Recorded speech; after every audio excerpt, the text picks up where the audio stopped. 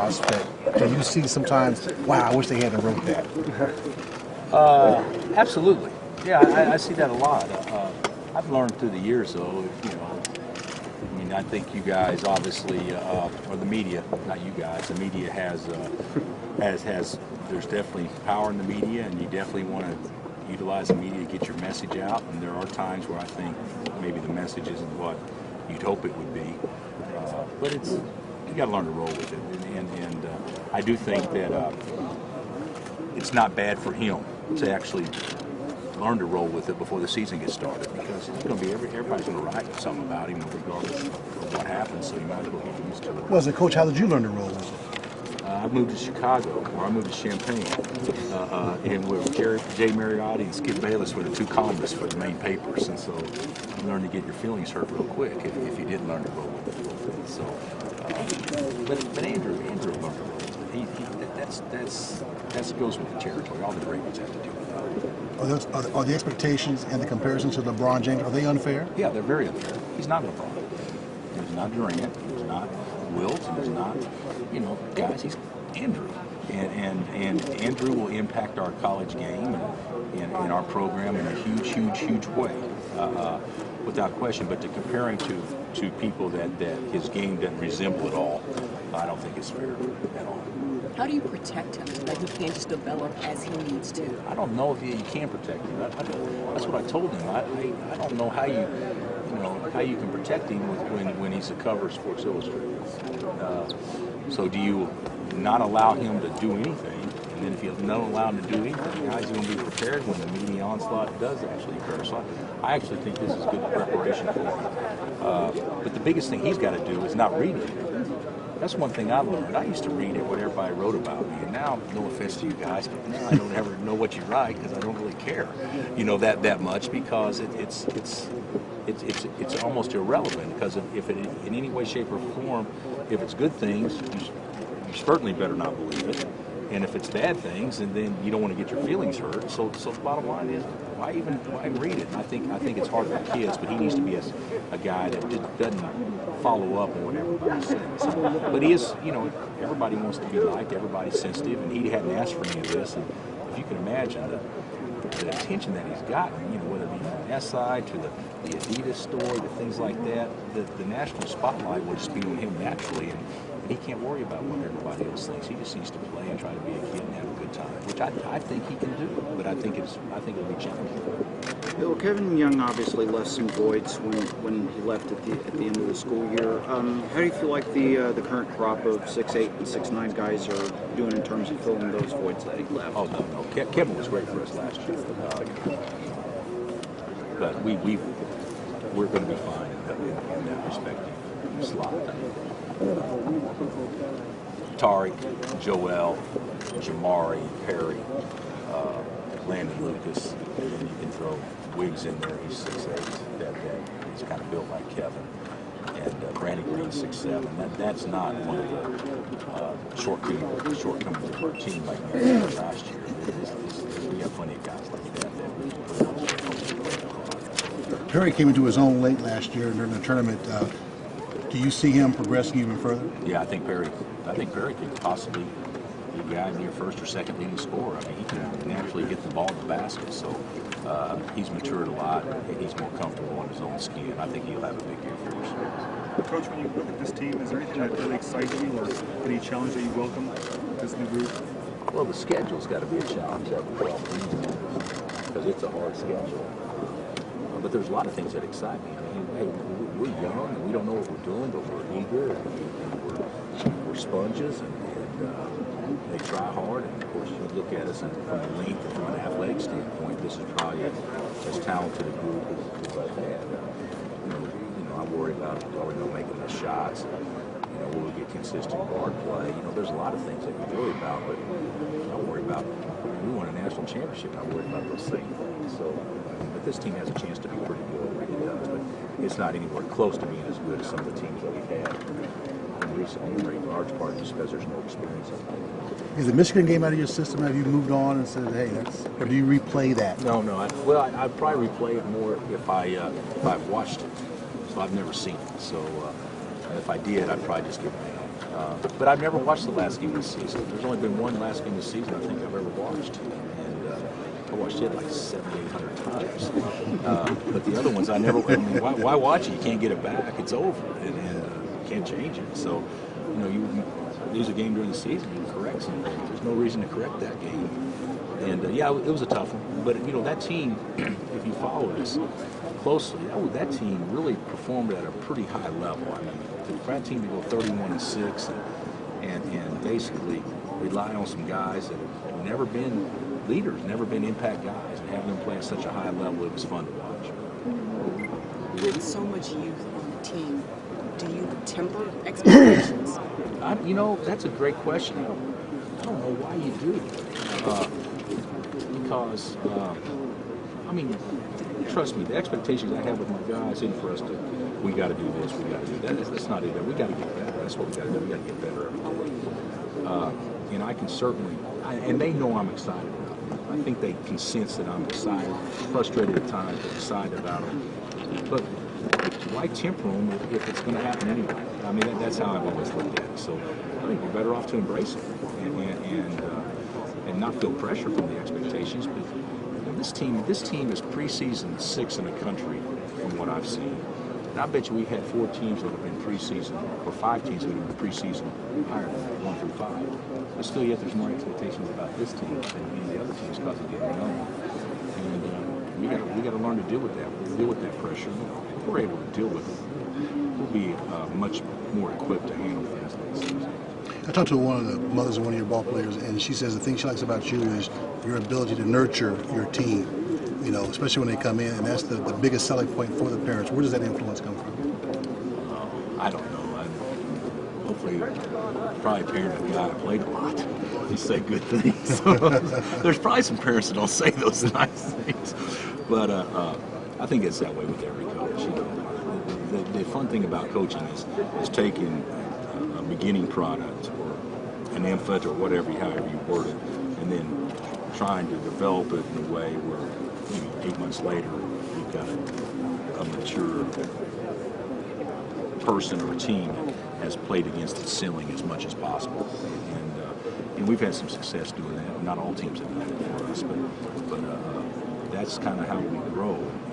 And I'm not going to allow these guys to settle. I think if you allow them to settle, then you'll never get against that ceiling. Bill, you talked this morning about your 7-footer from Cameroon and his progress. What is it about the little guy that about his temperament and his mentality? The little guy? Facetiously. Well, he loves it. He's fallen in love with basketball. He's only played 2 years, and his feet are like he played soccer his entire childhood. He won't impact the games in a consistent way early on because he's just figuring out how to play. But from a raw talent standpoint, he's up there as high as anybody. How much has he changed even since you guys signed him last year? Joel? Because when you signed him, he was still a little off the radar. He was the 4th best player on his AAU team. And that's the only reason why we knew him. I mean, we knew about him, but the reason we recruited him because Brandon Green was on that team, and Chris Walker and Casey Hill, is that right? Were all on that team, and they were all rated higher than Joel. And so we kept saying, hey, this kid's got a chance. And basically, we knew we had to sign a big, and we just started recruiting him thinking he was probably about as good as any big out there. But it wasn't anything that I saw saying, oh my God, last summer he's going to be the best. But when I went to watch him in the fall and watch him do individual workout and stuff like that, I'm like, this guy can do some things that I've never seen a big guy do with his feet.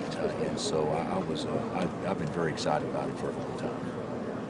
Have you made any changes to your coaching style dealing with a much younger group of guys than you have in the past? Well, we've been pretty young before. I mean, we've lost 5 starters multiple times and everything, but I probably haven't. I think patience probably in some ways can be a virtue, but I don't think that you should be so patient that you allow guys to do it a way that you don't want it. So I probably haven't changed that much. You can ask the players; they may say differently, but I would say I probably haven't changed much. Maybe because of Wiggins and and to a lesser extent Joel. It seems like a guy like Wayne Selden is nobody's talking about. How important is he to what you guys are going to do this year? Well, Wayne has been one of our best players, period, from day one. He's very important. He's got a college-ready body, and he puts pressure on people when he's active. And I don't know that anybody's sleeping on Wayne, but I mean, he's a guy that probably hadn't got as much media attention, which is fine. But once we start playing games, he'll get it. You said he could be an emergency point guard. Is it more than that? Could he? You know what? Maybe. But right now, with freshmen, this is what people don't. You just don't say, okay, you're going to be our starting two, but I'm also going to make you my backup point. And he's just getting there and trying to figure it out. I think that'd be too much too fast. The last thing I want him to do is think.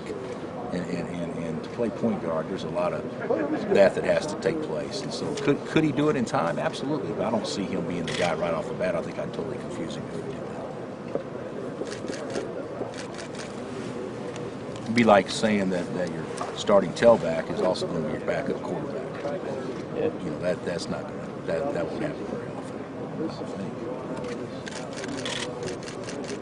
How do you keep an amateur environment in practice with, the Adidas reports and Wiggins, or how do you keep these guys' heads in the right place? I don't think that's hard at all. The Adidas report was bogus. I mean, that's a bogus deal. These guys, it's not, it is different because there's so much attention. I mean, every practice you got 6 or 10 NBA teams there watching the guys. But I think that's good too. Guys want to go to places where they can be seen and things like that. And so, that's happening right now at our place. But the amateurism stuff with our guys is the most. I'm not saying that their head can't go other places, but that's not their concern at all. Not at all. There's been much more made about things like that than what actually happened.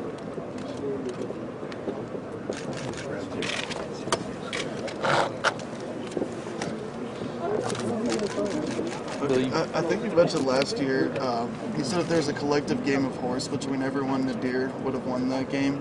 Do you think Nadir is still the best shooter on the team, or has anyone taken his spot? Well, I think he's one of the best shooters. I say a lot of things, sometimes I question why I said them. So McLemore wasn't a bad shooter either. So, but Nadir's a good shooter, and he's been kind of a scoring point or a guy that's played the two, at least his mindset in his first 2 years. But he's a true point that can shoot. And but we got Green and Frankamp and White, they can all struggle.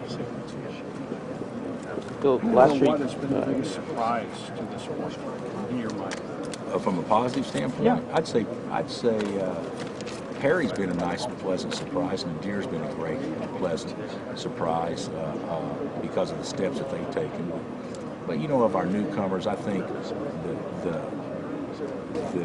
improvement that Joel has seen in a short amount of time has been pretty significant. So he's probably been as pleasant a surprise as And what are those steps of Perry and Nadir? just a year older, more mature, different role. Perry can score. And we've always knew he could score, but he averaged three points a game last year, and we're talking about a guy that can really score before. And here we are, Nadir's been great, and we're talking about he didn't really play that much in the first 2 years, but we're talking about him playing well. So I think just the preparation that they've made to get themselves to this point and ready to compete at a high level has really paid off. Perry took momentum from the end of the year. Oh, no question. Perry got his confidence late last year, and he's got it. He's followed through it, or it's continued on throughout this early seasons. How much do you think Tart Black is going to contribute to your success this year? Well, he's going to have to. He's going to be hard to beat out, and he should be a great sealer. We haven't recruited anybody or had anybody that should be better at sealing and scoring with angles than what he can be, and we've actually tried to play to that. So he's going to have a huge impact for our program. He's also probably as good a leader as we have. He's been great with the young kids. Help Joel go into practice against him? He hits Joel every day, and then when Joel hits back, he says, "Good job." I mean, it's one of those deals. He's really helped him a lot in a very unselfish way. Bill, last year, I think maybe it was even here, you said all things being equal, you would take a class of all one-and-done guys over, the what That's else? another thing I said. I don't remember. But the question is there a sense of urgency when you do have guys that could potentially be one-and-done to maximize them in the time you're going to have them, knowing? Yeah. But there's a sense of urgency to win big every year, though. I'd say the sense of urgency is we better recruit. That's where the sense of urgency comes in. Is we need to, if there's potential for that to happen, we need to be able to replace those guys. I do think I think when the perception is, doesn't mean it's reality, that kids may not be at a place a long time. The perception is you need to do something with them while they're there, and certainly I feel that too. I feel that we need to have these guys have unbelievable experiences while they're here, but not at the expense of the team, and not at the expense of they're more important than anybody else, because I want everybody to play well enough to make decisions and be forced to make decisions, and hopefully we have some guys talented enough that if they play well enough, they may be able to. Is there anything that you see in this team that you think you might have been missing last year? Yeah, I mean, there's a lot of last year we played without a low post player. Jeff was a low post scorer. Kevin certainly was a low post scorer. So we had more size and ability to play through our post more, to score, I hope. And I don't think that we were the deepest team on the perimeter last year. We're going to be deeper this year. There's a lot of things I think that we can do better this year. We're also replacing 3 fifth-year starters and 4 years and 1 4-year starter. 3 fifth-year guys started and a 4-year guy started. And there's no substitute for experience either. So it's going to take a while. If we were going to play a game right now, trust me, last year's team would be this year's team. Right now. Hopefully that's not the case, 2 or 3 years. But if you remember last year, we weren't any good early either. And they kind of grew into it. So that's the natural progression for teams to make. You mean last year's team on October 20, whatever today is? No, last year's team at the end of the season would handle this year's team easily. Because this year's team wouldn't know how to win a game. They wouldn't know what to do in a late game situation and things like that. Those guys have played in the national championship game. Yeah. 3 of them started in the national championship game. There's no substitute for that. But from a talent standpoint, could this team get to that? Oh yeah, without question. Our old guys that come back and play with our guys, they think that this team could be really, really, really good. But they also know, of course, they got a long ways to go. Those old guys, they were all 22 or 23, so they were pretty much close to their ceiling. But is the difference between a 23-year-old who's at his ceiling and an 18-year-old who's just figuring it out, is there a big difference there depending on the talent? Or? Yeah, I think so. When I say ceiling, I'm saying what their ceiling, my job is to get them as close to their ceiling as they are for the time that they're with us. So Joel's ceiling could be here, but I got to get him up to here this year, because he's going to continue to get better. He'll be so much better at age 24 than he is at age 18, and we can't get him there, in a couple of years or whatever it would be. But I do think the ceiling's definitely very. Last year's team maxed out, and I don't know if a young team has the potential to max out, because there's another step they can always take if they're really talented. You talked about embracing expectations. Did you have any hesitation about the SI Cup? I did not, but I also did not know what kind of player. I told was it Luke? Yep. Luke's been great, all that stuff. He sent me a copy of it, and I said, "Hey, thanks a lot." One of the great pick. Thanks a lot. And then you open it up, and then you got Will tying his shoe and Andrew tying his shoe the exact same place, which was a great pick. But maybe I should try to shelter him more, but I still think the best way to handle it, because he's a mature kid and he's very intelligent and gets it. I still think the best way to prepare him is to prepare him by having him live it and go through it. But the SI deal was that was pretty big. And you follow that up with the bogus Adidas story, and now you got people thinking, oh, this is bad. And it's not really fair to the kid, but hey, I'm going to say it one way or another. You know, so we got our school some good publicity. And it was a cool cover. It was a cool cover. Because they were new to the movie. The video one was cool too. If you see it on I get SI on my iPad, and the covers are a little bit different. There's like some music and more like kind of video coverage. Oh, is that right? Yeah. So I haven't seen that. Do you think people are underplaying? And does that, do you want to see him maybe mature a little bit or grow up a little bit? Will that help him on the court too, or do those things have nothing to do with each other? No, I think they have.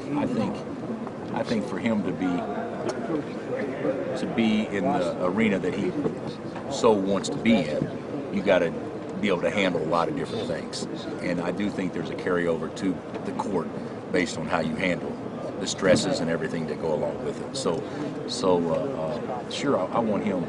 Mature is probably not the right word, because if I say he needs to mature, then you may think, well, he's not mature. He's mature for an 18-year-old.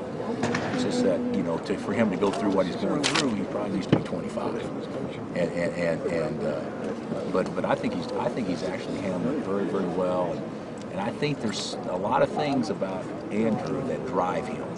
And I think that he'll be able to utilize a lot of the things through the media to basically motivate him in some way, shape, or form.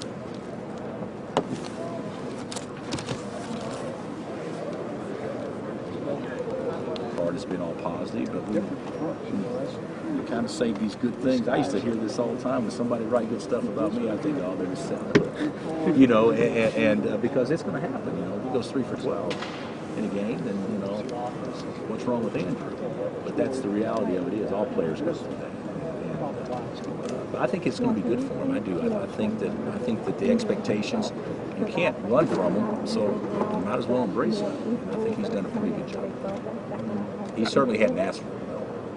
How was it the year in and year out? You know, you guys win the league over and over again, replacing guys. I mean, what's the biggest key with so much turnover to keep you going? Well, recruit good players. Recruiting's the key, and we've been really forced to put some good guys.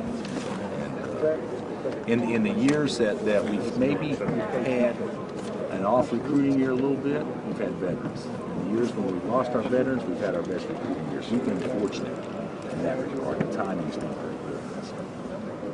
As a guy like Nadir Tharp handled the offseason, where is he better this year? Oh, he's better in all areas. He's a leader. He's a true point. He feels like it's his team to run. I mean, he's handled everything very, very well. How are guys like Connor adjusting? Obviously, he had a lot of attention here locally, but now he gets to kind of go under the radar with all the attention on Wiggins and Selden.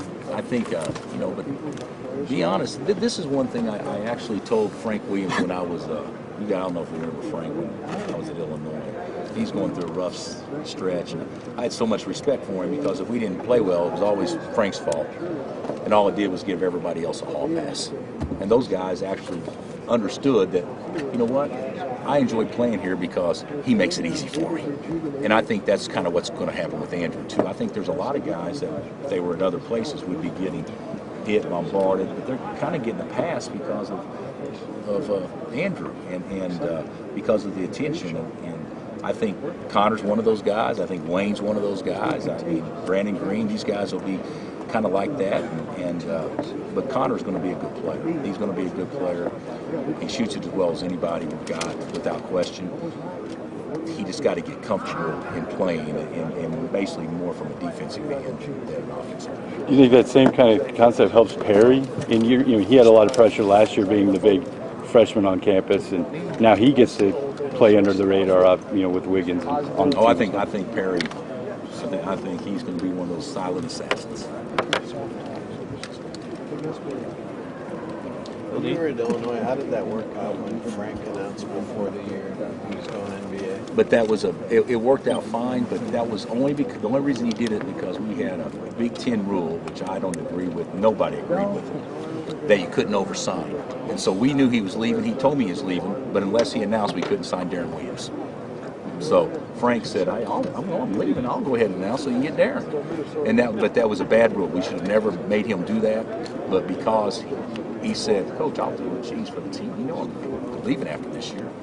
So, but that was because of that rule. You couldn't oversign even if you knew potentially you could? You couldn't oversign unless the guys have actually already declared that. And so the only way he could do it would be to announce that, and then the big team would let you oversign one player. How about that? So that's why we. That's still a rule, do you know? I don't know if that's a bad one. I tried to get that changed. I had no juice on that at all. Bill, with the new handshake, off charge. Did you change any of your practices or change amendments? Well, I think so. I think I don't want to say we're less aggressive, but we got to be a lot more disciplined, smarter. We're still going to try to pressure the ball. And the block charge deal, I've never been a coach that's ever taught taking charges. I mean, never. Now, we've had guys that were great charge takers, Kevin Young, Travis Rutherford, great, but I never taught it. I always wanted guys to block shots. And there'll be less charges taken this year. There'll be more of a free throw shot. The marginal calls or the 50-50 calls are all going to be off this year. So, but we haven't talked about that one, but the hand checking, we got to be much more disciplined. You mentioned this too, but with Andrew and some of the ball screens, can you see maybe possibly even getting the free throw line a whole lot this year? I would think with his first step, that's what we're doing and trying to encourage is for our guys to drive. Because if they're going to call it the way they say they're going to call it, hopefully they can get to it. I think teams will try to create little situations and isolations to put the ball in their athletic and good ball handler's hands instead of just beat your man. And hopefully get touched. Does the definition of a good defender now change then? I doubt it. I think that it's going to be interesting how it plays out. Because I'm not sure it's going to change a lot except on the ball.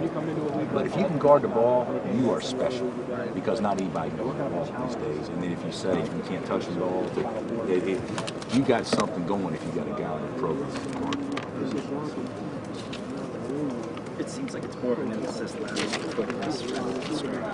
I think so. I think that's what they're trying to eliminate is get it more where it's more of a speed game rather than a strength game.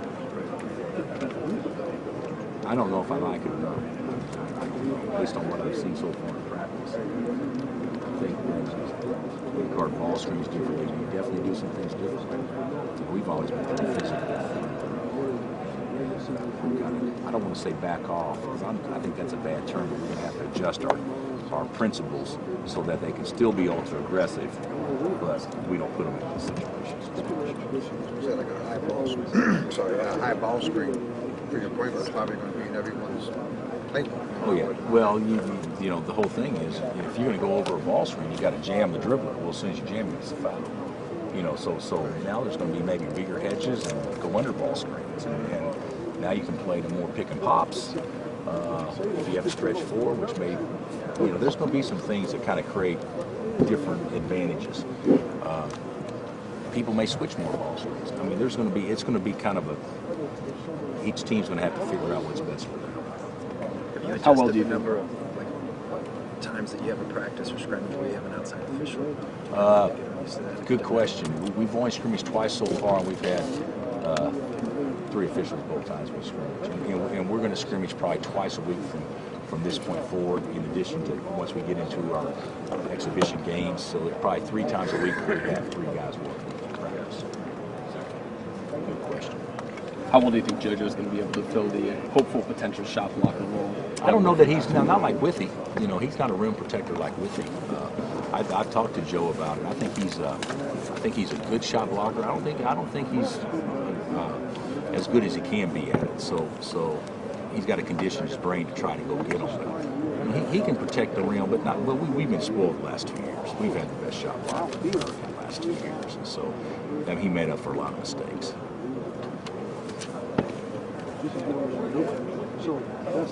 When you go to all those NBA games, like the Heat and some of those playoff games, do you ever get anything that you use Have you ever stolen? Oh yeah. I've stolen some stuff without question.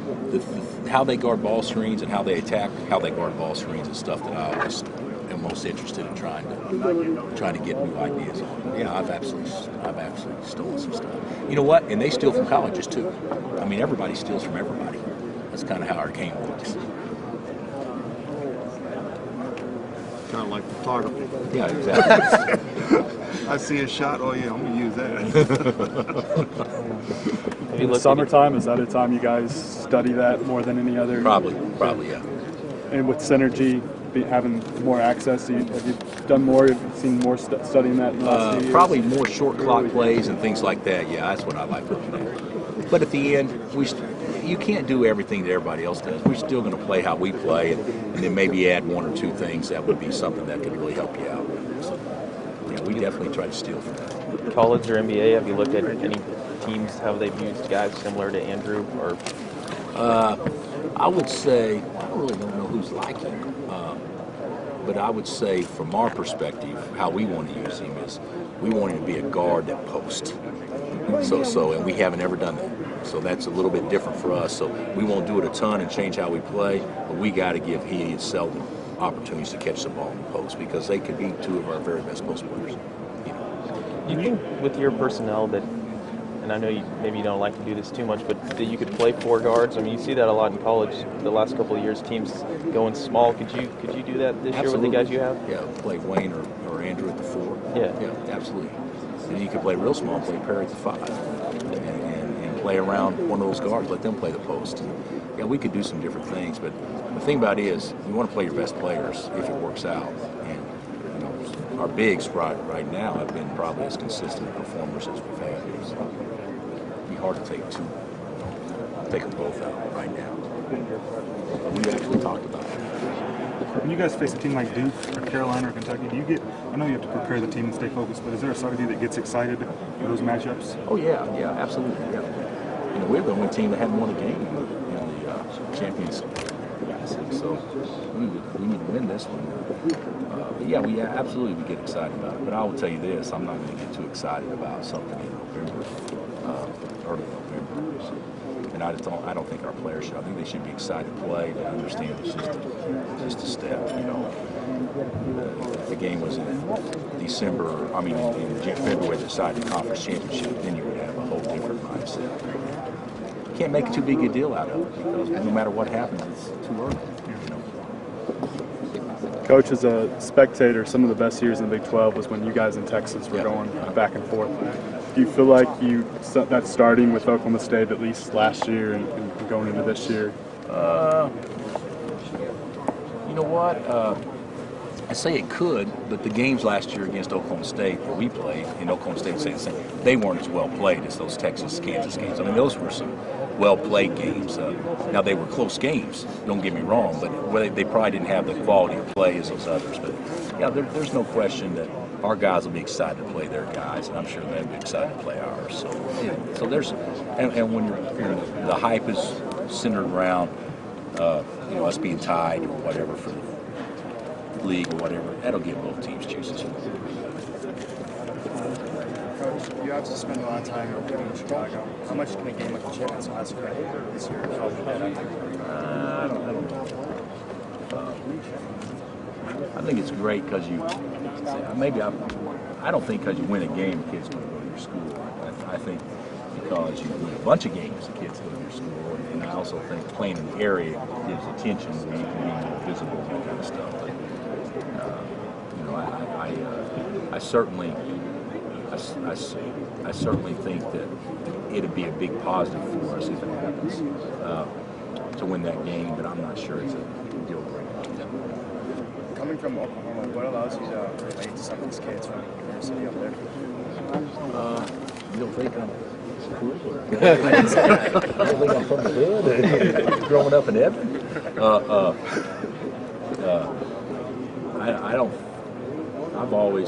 I've thought I've always related pretty well to those kids. And I've said this many times. I coached in Illinois, so I was around that area and all that stuff all the time. If I had to pick you know, one city to be my favorite city to recruit from. There's no question what city I pick based on my knowledge of it and how those kids usually come in and how tough they are. And I've always loved recruiting Chicago, but probably to answer your question, probably the fact that I was at Illinois 3 years and Elizabeth City those 3 years probably makes me. Hey, Coach, 2 Big 12 teams are ranked. You and OSU in like the preseason polls. Do you think people are underplaying the Big 12 conference? Well, I think we get underplayed a lot, to be honest. But I haven't seen the polls. The one USA Today poll, it had Baylor 26, is that right? And we were 6th, and Oklahoma State was 12. I think that is a little bit undervalued. I think we could be better than that. I think Iowa State's going to be. I think we're going to have several good teams. But to me, the preseason stuff, it doesn't mean anything. At the end of the day, it'll be interesting. I mean, you can go through the preseason list. Well, who doesn't deserve it? Well, I don't know if you can really say who doesn't deserve it either, but I would tell you this: Baylor should be in there. But I've seen other preseason polls where they got Baylor, 10 to 15 to 20. So a lot of people think very highly of them. I know I did, and they beat us 20 last year at their place. I think they were pretty good. Rick Barnes said that the zone defense will probably make a comeback with all these new rules that are being implemented. Do you agree or disagree? I think it could with some people. I don't think we're going to play zone. So we never have. I think it could with some people, though, without question.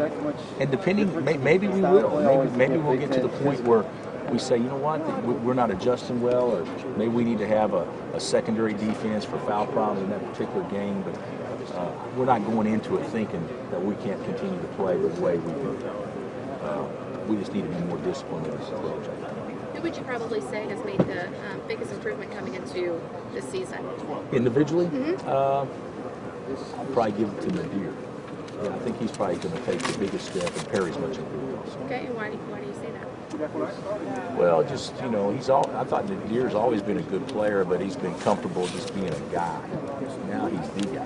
Right. And I think he's adjusted to that very well. Do you think, since they've made the biggest improvement, that they can really help out Wiggins? He's a freshman. We'll help out all our guys. Hey, those two and Jamari need to play, and Tariq needs to be the same because he's older. Right. Those guys need to be able to carry. I've said all along, our freshmen are going to be who they are, but our returning guys, our older guys, even though they're not very old, will probably determine how successful we are more than the young ones, because we need those guys to play very, very well, especially early. You've seen on film so far this season. Danny may have,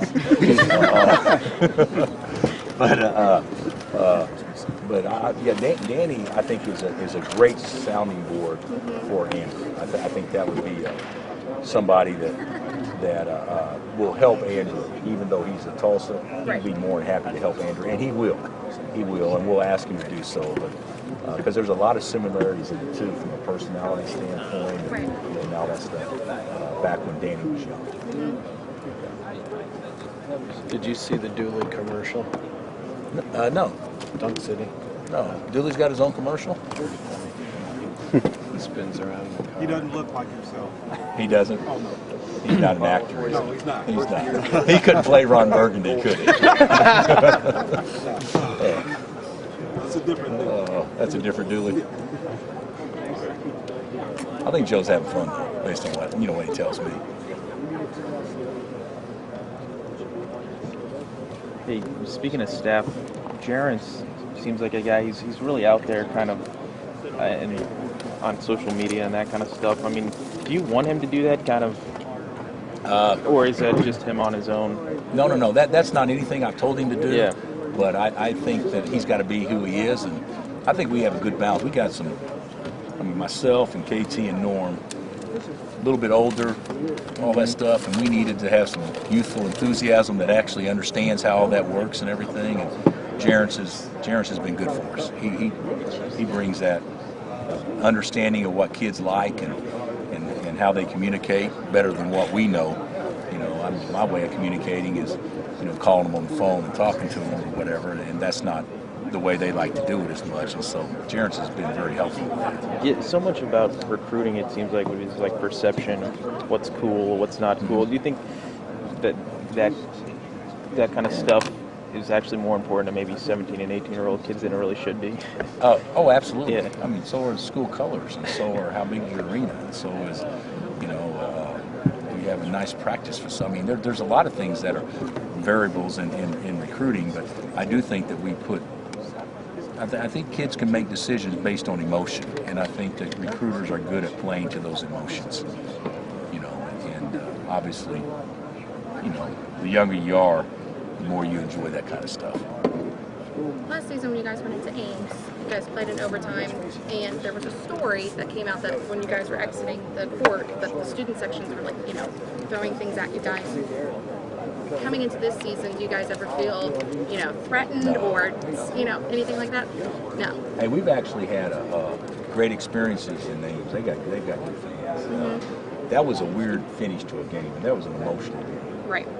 And how it ended really wasn't indicative of the game, but you had a very marginal call that didn't happen, and then you had a dunk at the end that did happen, and emotions were high.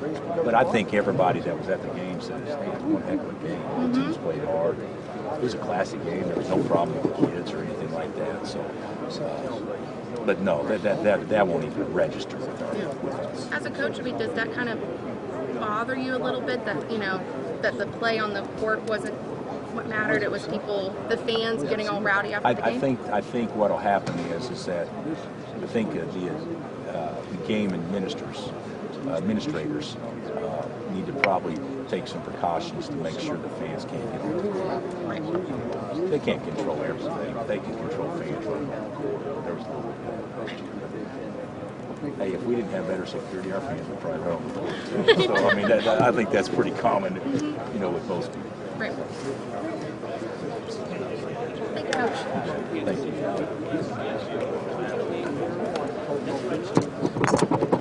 Has Fog Allen ever reached out to you? She's trying hard. Do you think Larry's got a good team this year? Based on what I've been told, he's got a real good team. He loves his guys, and he'll start coaching them and tell me, "Oh, we don't got any players," and then they'll end up winning 23 games or 25 games, and they'll have a big year. Do you think Joe is inheriting good stuff? Yeah, Joe's going to have a great team. As long as they stay healthy, he's going to have a great team. Now, whether or not they can go to the Sweet 16 again, I don't know. He's going to have a great team.